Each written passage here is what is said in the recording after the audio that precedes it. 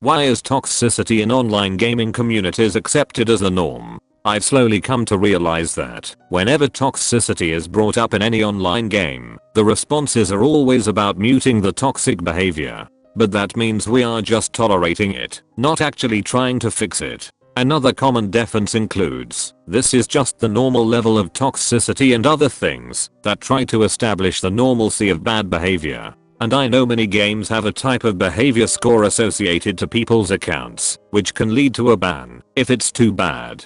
But I'd argue that only removes the most toxic of toxic, and that the average toxic person is not touched by this system. Furthermore, the average toxic person heavily outnumbers the very bottom, by definition, so it still doesn't affect the average game for a person at all. Is tolerance really the only acceptable answer? Most people who are currently playing online multiplayer games had their formative experiences in the genre during the Wild West era of multiplayer. The Halo and COD lobbies filled with guys like XX69420XX insulting others and calling each other slurs, with absolutely no risk of being called out or banned. This unregulated environment meant that the people turned off by such behavior eventually just left to do their own thing, and the ones left normalized and internalized such behavior. Now that behavior is just the norm, which is why you see more and more players primarily use party chat and not engage with the other chat options at all. However, it would be remiss to ignore the fact that in a many-to-many communication medium, one person can melt things down very quickly for everyone who's on a shared channel. If one is not willing to spend resources to moderate a shared channel, then one could reasonably question why a shared channel is allowed to exist at all. And the answer to that, unfortunately, might be money and free market competition. Sure, you can moderate, but is that actually going to get you more customers or enough customers? I'm not sure if anyone's really studied up that issue or tried, and it would be interesting to know if any company made an attempt and was successful or fell on their face trying it. I've said it before, but when voice chat was becoming popular it was great and there was a lot less toxicity. But reporting was pointless, and going through the effort of muting everyone who was toxic was annoying, so people got off mix. Then they started turning off the team chat and going into private chat lobbies with only people they wanted. This meant that everyone who was left was the toxic people, and as more people got exposed to that it turned more and more people toxic. It's not really a matter of toxic communities being an accepted norm. None wants or even condones toxic gaming communities coming about. It's more like there's something in base human nature that can't resist taking advantage of internet anonymity and an audience to blow off steam by becoming a complete freakwood.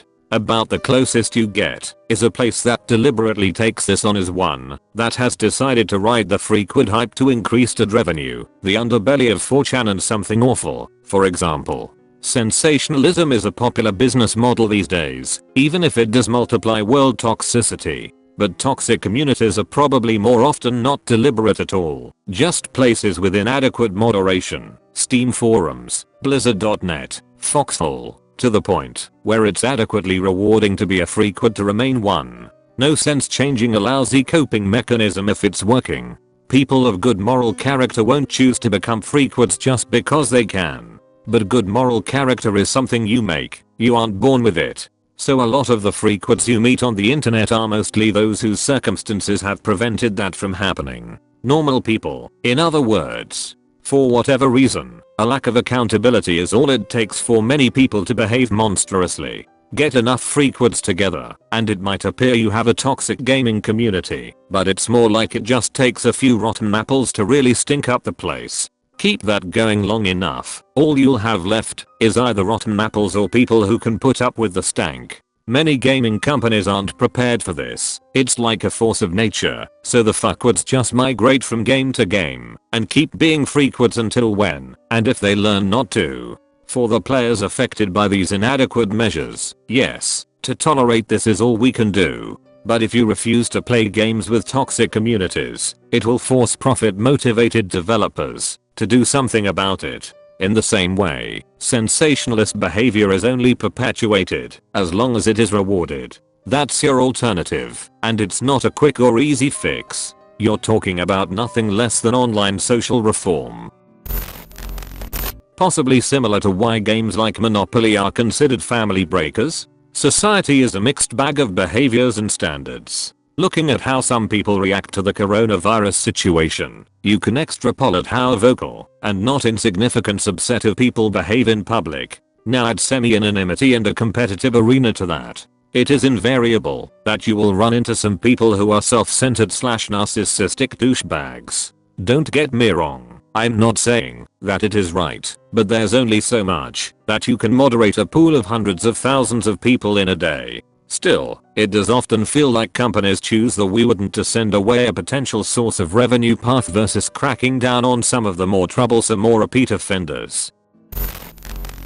Probably because, despite gaming being more and more of an accepted hobby among older people, the vast majority of players in popular online multiplayer games are going to be younger and less mature, and have a greater propensity to think shock humor, meme spamming, general vulgarity are all funny, and that toxicity in general is acceptable. If you want to play online, this is kind of just a reality you have to accept, because this is something that comes with a younger crowd regardless of how well everything is moderated.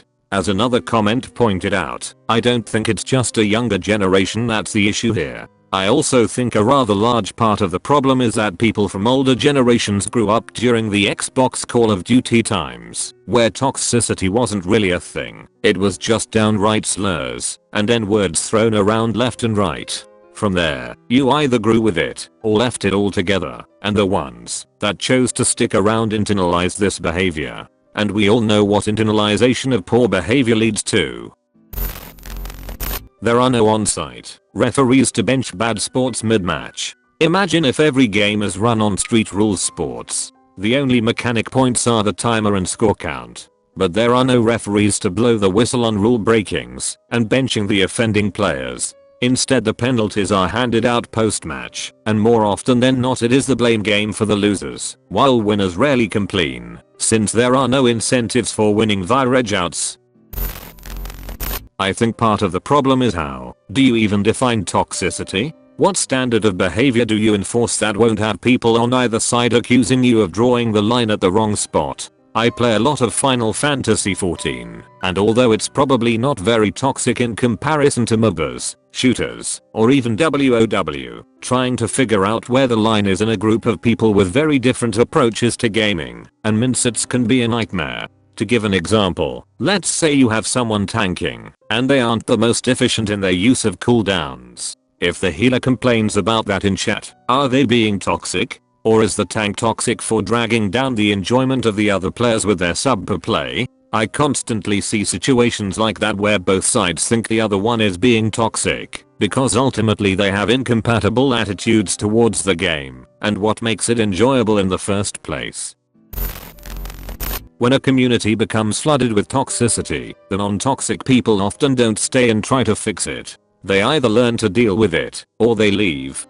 Players in a community don't have the tools to actually stop toxicity. Being non-toxic yourself does little to stop someone else's behavior. On a smaller scale, you can keep people out of groups or clans, and try to shout them down from time to time, but you can't make them stop. The answer, I think, is a combination of a societal shift in what is acceptable, but also really strong measures by devs that allow reporting and removal of toxic behavior, and no one's figured out how to do that yet. Realistically, what can you do about it? The devs can mute voice chat altogether, but people complain about not being able to socialize in their game. You can't call them out, because arguing with a toxic person only encourages them and makes you a part of the problem. I don't know what gaming circles you are in, so things may be different, but from what I've seen it's not tolerated. It's just one of those situations where there's nothing we can do about it, so just ignore it best you can. Of course, reporting people is always good practice as a player, but as we all know, devs have varying levels of effectiveness when it comes to reporting. Some are extremely effective, others don't care in the slightest, and the report button is basically placebo. In my experience, community servers were pretty cool and admins would ban toxic people. I spent a good amount of time shooting crap with other regulars, even though I was like 12. But I do know there were servers where admins were power tripping our holes, but I didn't find too many of those. I did recognize that when COD 4 and Halo got big it seemed those toxic lobbies really kicked in. I also noticed a good bit on Counter-Strike 1.6 and Source. It seemed those games had very toxic communities. Hell, Battlefield was a chill community and I noticed it had a lot less toxicity in it. Seems like it's worse in whatever other more popular series at the time. I didn't meet many toxic people in Quake or Unreal, but I would always run into bad apples in COD 4 on PC.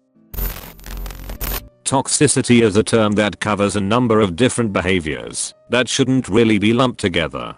For example, someone can be toxic by trying to actively destroy the experience of others. Someone else may be toxic as a means of engaging in punitive actions for what they see as incorrect play, cursing at someone for violating a truce, or for making a stupid mistake that hurt the team. While both are toxic, the first player needs to be removed, while the second player might not be in the wrong at all. For example, take the group of players in WoW that raided an in-game memorial for a player who had died in real life. Them being cursed out by other players, purposefully camped, etc. is a reaction I have a hard time condemning, much less punishing. A very recent example is player scamming in PoE. Toxic behavior like calling out a player and attempting to get them ostracized as banned, which in turn serves to allow for more scamming to occur and is seen as almost an approval of scamming. I find such a ban on toxic behavior to be harmful to the community, and that the toxic behavior itself isn't as bad as scamming. Another thing to consider is that many games involve engaging in behavior that is inherently toxic as part of the gameplay. Take a game where you kill each other. Why does that somehow get a pass, but cursing them out does not? There would be no game without the killing, but that alone doesn't excuse the toxicity of killing someone's character. One only has to consider a game where killing is not the main point to see how killing someone who doesn't wish to be killed harms their experience and is often termed griefing.